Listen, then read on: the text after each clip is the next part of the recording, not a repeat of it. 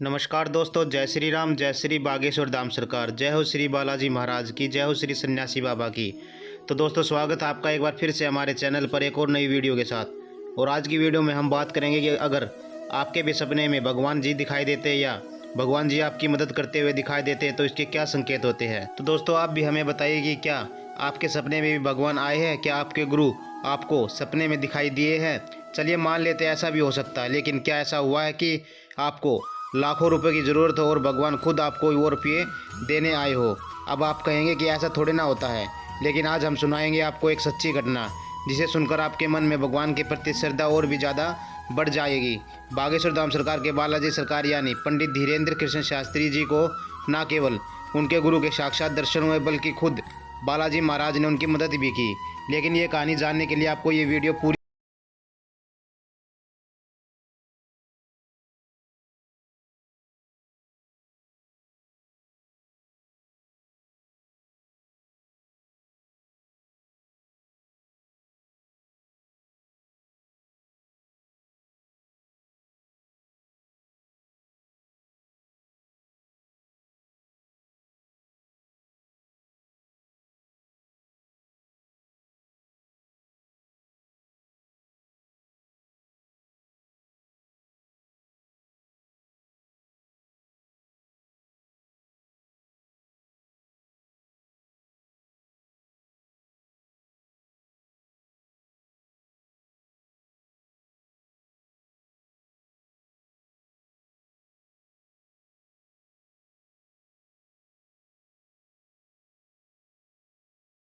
इनकी पीढ़ी के तीसरे पंडित हैं जो बागेश्वर धाम सरकार की सेवा कर रहे हैं। और आपको बता दें कि पंडित धीरेन्द्र कृष्ण शास्त्री जी, जिन्हें सन्यासी बाबा कहते हैं, वो दरअसल इनके दादाजी हुआ करते थे, जिन्होंने इन्हें बालाजी महाराज की सेवा सिखाई और कई सिद्धियां भी दी।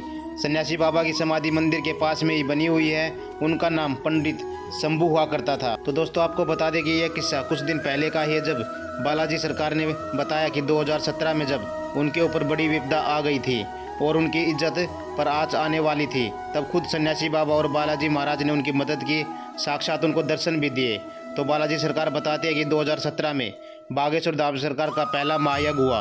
इस महायज्ञ में 18 पुराण बिठाए गए। बालाजी सरकार ने बताया कि उस समय बागेश्वर को लोग इतना ज़्यादा नहीं जानते थे और आसपास के गांव के लोग ही उनके दरबार में आया करते थे।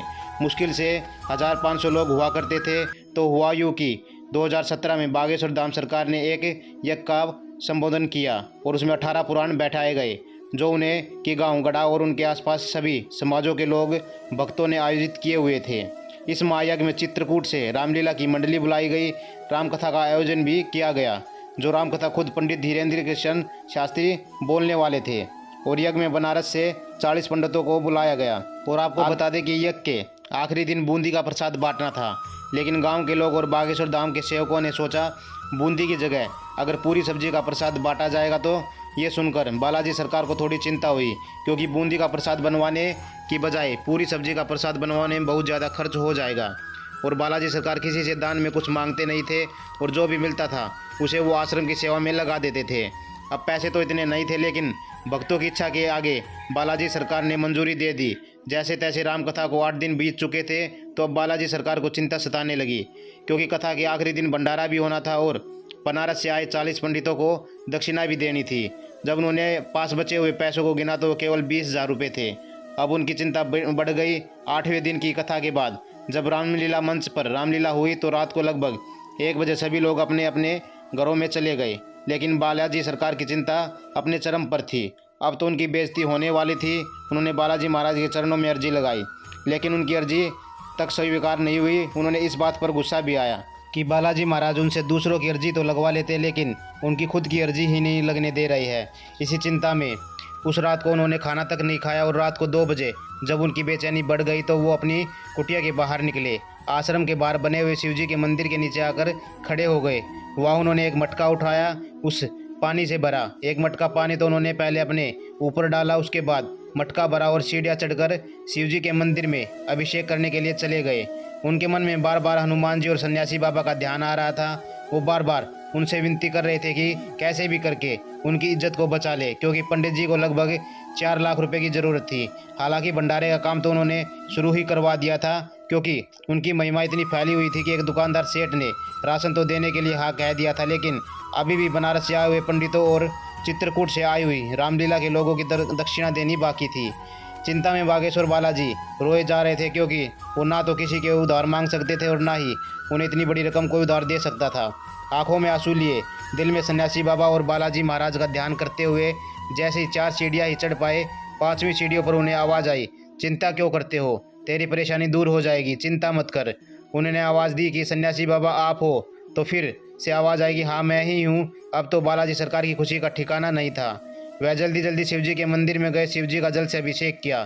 तभी उन्हें एक चमकीली रोशनी दिखाई दी, एक सुंदर सा चेहरा जिस पर एक तेज दिखाई दे रहा था। मोटी मोटी खड़ाऊ पहने हुए, भगवा रंग का कपड़ा पहने हुए उनके गुरुदेव का चेहरा था।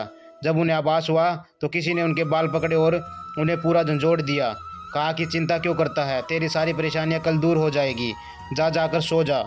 और ये सुनकर बालाजी बागेश्वर धाम सरकार अपनी शुद्ध बुद्ध खो बैठे और शिवजी के मंदिर के नीचे दलान में ही आकर गिर पड़े। 20 मिनट बाद जब बालाजी सरकार को होश आया तो समझ आया कि उन्होंने उनके गुरुदेव के साक्षात दर्शन दिए हैं। बस इसी खुशी में बालाजी सरकार झूमने लगे और आज तो दुनिया में उनसे ज़्यादा भाग्यशाली कोई है ही नहीं। आज तो उन्हें खुद के उनके गुरुदेव के दर्शन दिए, अब तो उनका कल्याण हो ही जाएगा। इसके बाद खुशी से झूमते हुए बागेश्वर बालाजी सरकार वापस अपनी कुटिया में आकर सो जाते हैं। अब कथा का 9वां दिन था।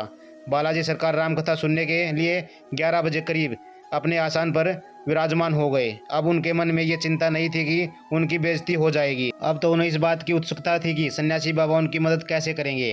तभी पंडाल के बाहर नीम के पेड़ के नीचे एक चमचमाती हुई नई बोलेरो गाड़ी आकर खड़ी हुई। बोलेरो गाड़ी में एक सेठ सफ़ेद रंग की शर्ट और काले रंग की पैंट पहने सूट बूट में उतरे। ये सेठ सीधा बालाजी महाराज के पास गए। तब बालाजी सरकार से पूछा कि कहाँ से आए हो, तो उन्होंने कहा झांसी से। बालाजी सरकार ने उनसे प्रसाद के लिए कुछ पूछा, लेकिन वह कहने लगे कि हम प्रसाद बाद में खाएंगे, पहले आप हमसे यज्ञ के लिए सहयोग राशि ले लो। तब उस सेठ ने बताया कि 3 साल पहले उन्होंने बालाजी बागेश्वर धाम सरकार में अर्जी लगाई थी कि उनका भाई जेल से छूट जाए। उनकी अर्जी स्वीकार हो गई है, उनका भाई जेल से छूट गया है। बस इसी खुशी में वे यज्ञ में सहयोग करना चाहते हैं। तब बालाजी सरकार ने उन्हें उस राशि को अंदर उनके सेवादार को देने के लिए कहा, लेकिन वह सेठ नहीं माने और उन्होंने कहा कि ये राशि हम आपको ही देंगे। तब बालाजी सरकार ने उनसे राशि लेकर तब उसे गिना तो वह हैरान रह गए। वह पूरे 4,98,000 रुपये थे। यह देखकर बालाजी सरकार हक्के बक्के रह गए और गांव के बाहर तक उसका पीछा किया, लेकिन उसका नामो निशान तक नहीं दिखा। अब उनके अंदर से आवाज़ आई कि वापस आश्रम लौट जा, तेरा काम हो गया है। अब तो उनकी खुशी का ठिकाना नहीं रहा। उनकी बालाजी महाराज और सन्यासी बाबा के लिए आस्था और बढ़ गई। दोस्तों, ये थी कहानी खुद बागेश्वर बालाजी ने अपने भक्तों को सुनाई और कहा कि अगर मन में सच्ची श्रद्धा हो तो भगवान किसी न किसी रूप में हमारी मदद ज़रूर करते हैं। तो दोस्तों, अगर आपके गुरुजी की ये बातें अच्छी लगी तो प्लीज़ वीडियो को लाइक करें, शेयर करें और साथ ही हमारे चैनल को सब्सक्राइब करना ना भूलें।